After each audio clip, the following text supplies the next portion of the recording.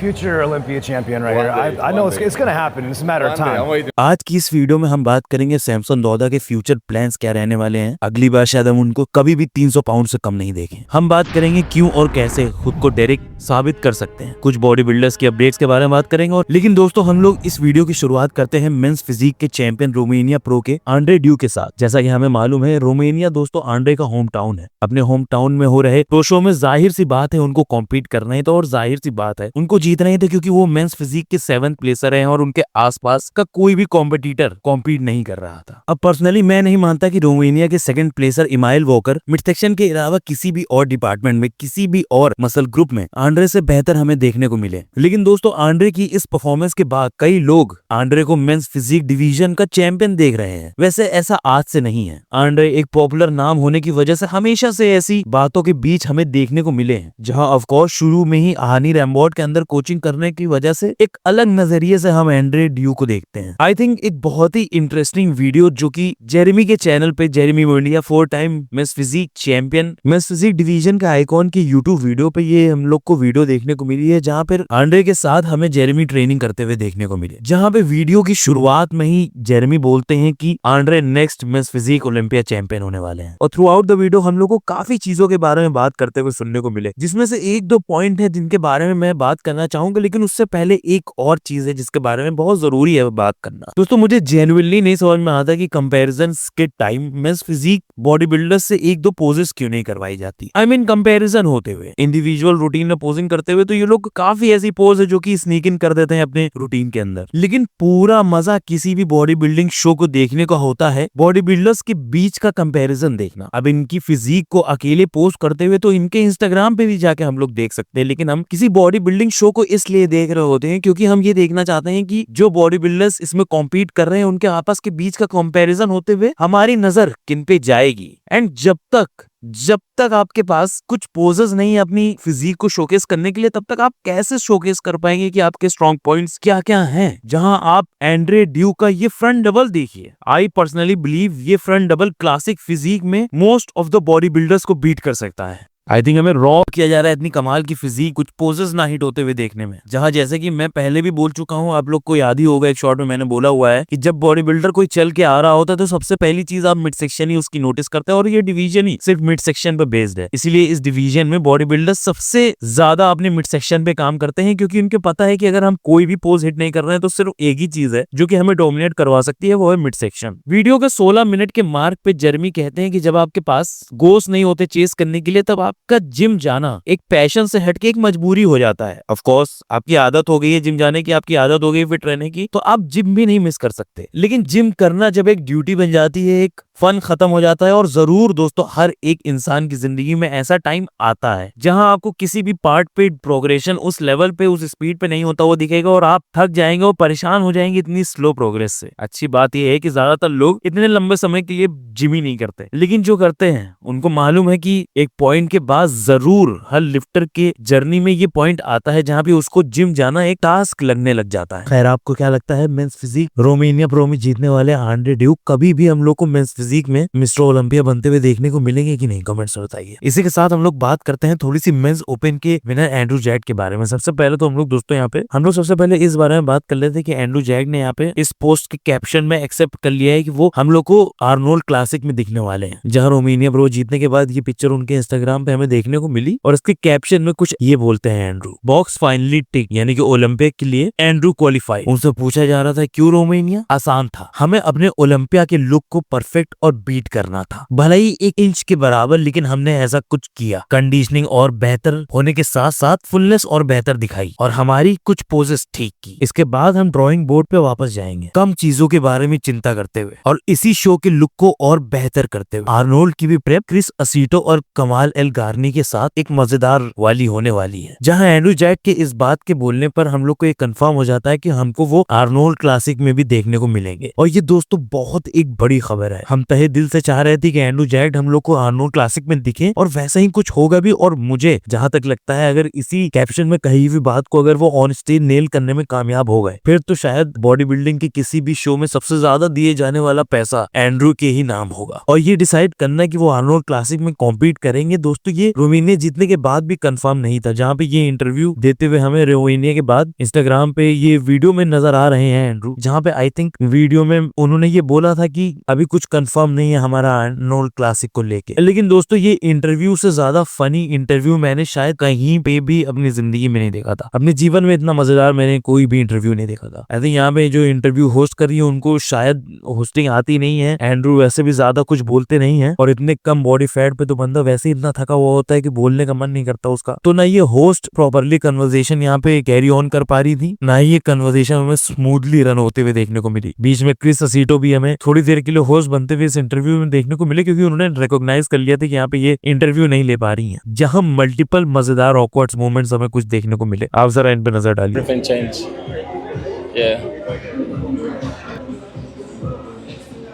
Yeah, what's the game plan?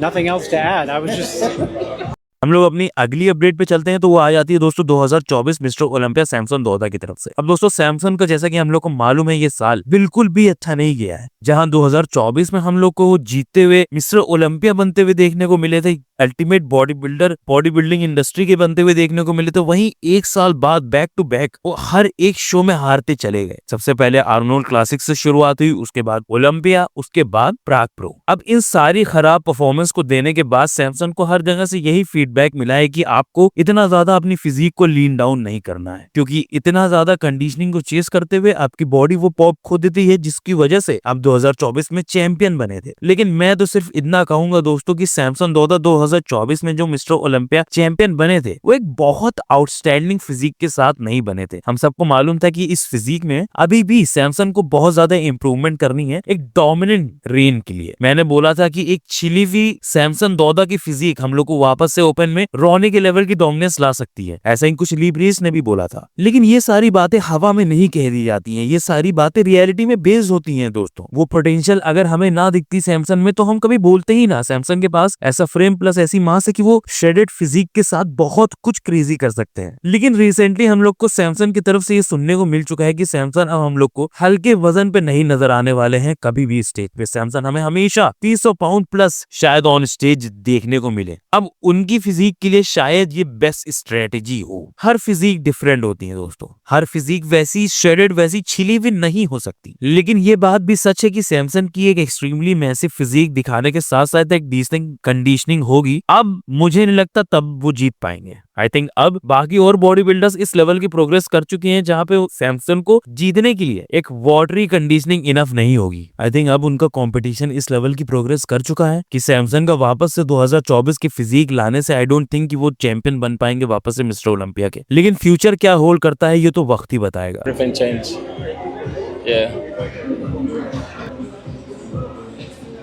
Yeah, what's the game plan?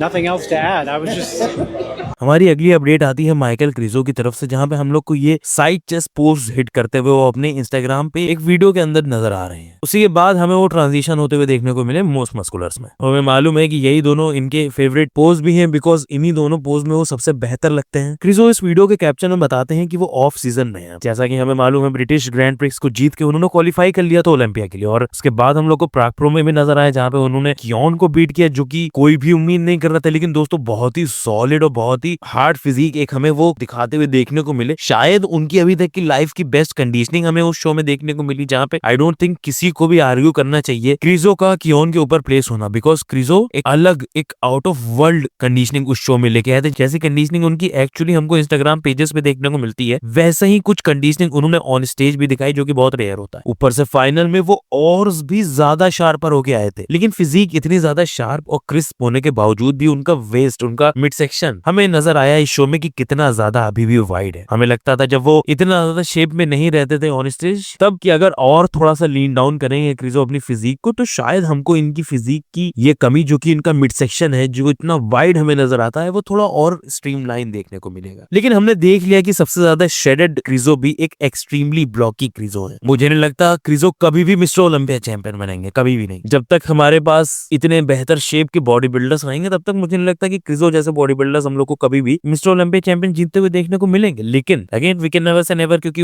ये पूरा game सिर्फ और सिर्फ 10 मिनट का होता है और अगर उस 10 मिनट में और सब खराब हो जाएंगे और क्रिजो सबसे बेहतर, तो शायद वो भी जीत सकते हैं, लेकिन ये बहुत अनलाइकली सिनेरियो है और मुझे नहीं लगता कि क्रिजो जैसा शेप अब कभी भी रिवॉर्ड किया जाएगा जजेस के द्वारा। इसी के साथ साथ हम लोग ये चीज नहीं भूल सकते कि क्रिजो के पास अभी भी इतनी साइज है और अगर ऐसे ही कुछ कंडीशनिंग उन्होंने फिर से डिलीवर करी या कभी भी ओलंपिया की स्टेज में ऐसा कुछ डिलीवर किया तो वो किसी भी टॉप कंटेंडर की जगह खा सकते हैं। अगर वो अपनी वीक शोइंग हमें दिखाते हुए देखने को मिला तो टॉप बॉडी बिल्डर्स अगर कहीं से भी रूम देंगे क्रिजो को तो वो एक्सट्रीमली कंडीशन फिजिक ला के उस मिक्सअप में जरूर किसी वर्दी बॉडी बिल्डर की प्लेसिंग खा सकते हैं। ये तो मैं गारंटी से कह सकता हूँ। चांसेस है कि अगली बार अब हम लोग क्रिजो को 2026 मिस्टर ओलंपिया की ही स्टेज पे देखेंगे। अगली अपडेट दोस्तों आती है रीगन ग्राइम्स की तरफ से। रीगन ग्राइम्स ये पिक्चर डालते हुए हम लोग को अपने कैप्शन ये बताते हुए नजर आ रहे हैं कि रिबाउंड इज रिबाउंडिंग। अगर आपको रिबाउंड नहीं पता तो मैं बता देना चाहता हूँ कि जब बॉडी बिल्डर्स अपनी फिजिक को ऑन स्टेज शोकेस करने के लिए अपनी फिजिक को कंप्लीटली डिप्लीट करते हैं, उसके बाद गियर की मेंटेनेंस डोजेज पे रहते हुए भी अपने फिजिक में और ज्यादा फ्यूल ऐड करने की वजह से उनका बहुत ही रैपिड एक मसल ग्रोथ फेज होता है जो कि हर एक बॉडी बिल्डर के पोस्ट शो होता है। जहां मेरे हिसाब से रीगन की फिजिक में अभी बहुत ढेर सारी ऐसी कमी है जिसको उन्हें कंप्लीटली एलिमिनेट करना होगा कभी भी टॉप 6 में लैंड करने के लिए, जिसमें से इन माय ओपिनियन जो सबसे बड़ी चीज है वो अभी भी उनकी ओवरऑल साइज ही है। इसी फ्रेम पे उनको और ओवरऑल साइज ऐड करनी है और चांसेस ऐसा ही होता हुआ दिखेगा अभी हम लोग को फ्यूचर में। रीगन दोस्तों जहां कुछ साल पहले तक मेरे ओपिनियन में एक बहुत वर्दी टॉप कंटेंडर थे मिस्टर ओलंपिया के, वहीं अब मुझे बहुत मुश्किल लगता है उनका कभी भी टॉप 6 क्रैक कर पाना। दैट इज जस्ट मी। आप लोग क्या कहते हैं आप लोग डेफिनेटली कमेंट्स में बताइएगा। मुझे ये भी बताइएगा कि इस साल रीगन की ओलंपिया में कौन सी प्लेसिंग रही है। अर्श के ही आसपास थे कहीं, शायद अर्श की भी हम लोग बात करेंगे और जरूर बात करेंगे क्योंकि मेरे हिसाब से अर्श का फ्यूचर रीगन से भी ज्यादा क्रेजी है, लेकिन उनकी बात हम किसी और वीडियो में करेंगे। वीडियो का अंत हम लोग करेंगे 2025 मिस्टर ओलंपिया चैंपियन डेरिक लंसफोर्ड के साथ। अब दोस्तों डेरिक लंसफोर्ड हम लोग को हाल ही में अनरैक्ड पॉडकास्ट में नजर आए हैं जहां पे हम लोग को वो काफी इंटरेस्टिंग कुछ बातें हुए करते हुए देखने को मिले हैं। दोस्तों इस पॉडकास्ट के होस्ट निक के एक्स कोच काइल विलिक्स के साथ साथ कोच एंड्रू बेरी हैं। जैसा हमें मालूम है इस साल डेरिक को ट्रिपल क्राउन चैंपियन बुलाया जा रहा है। उन्होंने आर्नोल्ड जीता, उन्होंने पिट्सबर्ग जीता और उन्होंने मिस्टर ओलंपिया जीता। लेकिन डेरिक के बारे में बात करने से पहले इस बारे में हम लोग जरूर बात करते हैं कि डेरिक ने इस पॉडकास्ट में एंड में एक बहुत रिवीलिंग बात की। दोस्तों डेरिक ने बताया कि पिट्सबर्ग प्रो की प्री जजिंग से 20 मिनट पहले उनकी ग्रैंडमा की डेथ हो गई थी। उनसे पूछा गया था कि कौन सा लुक पर्सनली उनको सबसे अंडरवेलमिंग उनका लगा और उन्होंने पिट्सबर्ग बोला यही रीजन बोलते हुए, वैसे उन्होंने क्लियरली ये रीजन नहीं बोला लेकिन वो इंसिनुएट यही कर रहे थे कि रीजन था ये। एंड आई थिंक ये हम इंडियंस या साउथ एशियंस के लिए बहुत ही रिलेटेबल चीज होगी। हम लोग अपने ग्रैंड पेरेंट्स से काफी कनेक्टेड रहते हैं एंड मैं पर्सनली अपनी नानी से बहुत कनेक्टेड हूँ और अगर मैं भी कुछ ऐसी खबर सुनता अपनी परफॉर्मेंस देने से पहले तो आई थिंक मैं स्टेज पे भी ना जा पाता और शायद आप में से भी बहुत लोग नहीं जा पाते। जहां दोस्तों 2024 को मिस्टर ओलंपिया हारने के बाद ऑलरेडी ब्रोकन थे डेरिक लंसफोर्ड। आर्नोल्ड क्लासिक जीत के उनको रिडेम्पशन मिली लेकिन पिट्सबर्ग में बहुत भारी क्रिटिसिज्म, जिसका रीजन भी अब हमें पता चल चुका है। ओलंपिया के बाद इन सारी चीजों से दूर जाने के लिए डेरिक ये भी बताते हैं कि वो एक वेकेशन ले चुके हैं कैरिबियन आइलैंड्स में और एंजॉय करके स्ट्रेस फ्री होके आ चुके हैं। जहां उन्होंने ये भी बात की कि उनके टुवर्ड्स हेट उनको डिसजेन्युइन लग रहा है और डेरिक कहीं ना कहीं अपने दिल में ये यकीन रखते हैं कि उनके काफी साइलेंट सपोर्टर्स हैं। ऑफ कोर्स दोस्तों नेगेटिविटी ज्यादा तेज गूंजती है पॉजिटिविटी से, लेकिन इस पॉडकास्ट के 22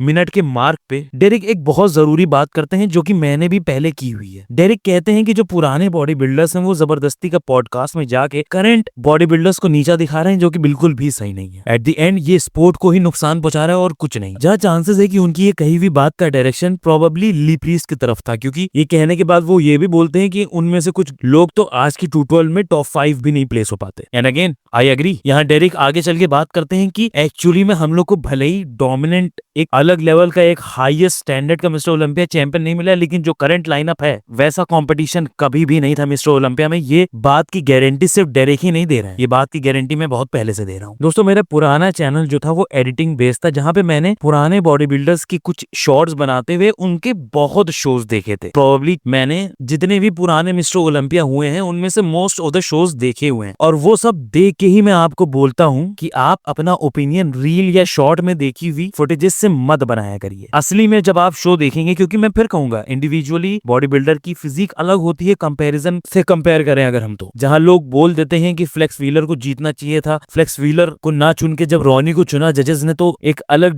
डायरेक्शन में चला गया ये स्पोर्ट। लेकिन दोस्तों अगर आप 1998 का मिस्टर ओलंपिया एक्चुअली में कंपैरिजन के टाइम देखेंगे तो कोई कॉम्पिटिशन नहीं था रॉनी और ये एक शॉट बहुत वायरल है जहां पे हम क्लियरली देख सकते हैं कि जैसे जैसे ही रॉनी कोलमैन अपने ग्लूट्स को फ्लेक्स करते हैं, उनके ग्लूट्स की स्ट्राइशन, उनके ग्लूट के फैट फ्री लुक देख के फ्लेक्स कुछ ऐसा करते हैं बैक डबल बाइसेप्स हिट करने से पहले। आप डिफरेंस देखिए इनके ग्लूट्स में, कोई कंपटीशन नहीं था। अब मैं ये कहना चाह रहा हूँ कि पहले के जमाने में आपको लाइनअप में एक ही ऐसा बॉडी बिल्डर दिखता था जिसको आप ये कह सकते थे कि हाँ ये मिस्टर ओलंपिया चैंपियन बनेगा, लेकिन अब ऐसा नहीं है। अब हर एक बॉडी बिल्डर आउटस्टैंडिंग होके आता है ऑन स्टेज, एंड इसीलिए इतनी ज्यादा फेरबदल हम लोग को हर एक साल बॉडी बिल्डर्स की प्लेसिंग में होते हुए देखने को मिल रही है, बिकॉज इतना ज्यादा क्लोज है ये सब, इतना ज्यादा केपेबल है ये बॉडी बिल्डर्स मिस्टर ओलंपिया बनने के लिए। जहां इन सारी चीजों के बारे में बात करने के बाद एंड में डेरिक लंसफोर्ड ये भी बोलते हैं कि उनको अभी बहुत इंप्रूव करना है, और अगर इस चीज को वो रिकॉग्नाइज नहीं करेंगे तो अगेन वो डिल्यूजनल हो जाएंगे और इंप्रूव करके नहीं आए। चांसेस हैं कि जजेस ने उनको एक सॉलिड फीडबैक दिया होगा ओलंपिया के बाद कि उनको और बेहतर कैसे होना है, जहां पे चांसेस यही है कि उनसे बोला गया होगा कि आपको अपनी कंडीशनिंग 100% नेल करनी है अपने नेक्स्ट शो में, और उनको ऐसा करना ही होगा। उनको खुद को साबित करना ही होगा कि वो एक वर्दी मिस्टर ओलंपिया चैंपियन है, ऐसे चैंपियन है जिसे हम उम्मीद कर सकते हैं एक श्रेडेड फिजिक। नहीं तो मुझे नहीं लगता ज्यादा देर तक डेरिक को हम माउंटेन टॉप पे देख पाएंगे अगर वो प्रोग्रेस नहीं करेंगे अपने इस साल की फिजिक से ड्रास्टिकली। जहां इस वीडियो को खत्म करते हुए डेरिक ने जो वर्ड्स बोले उसको मैं रिपीट करना चाहूंगा, यू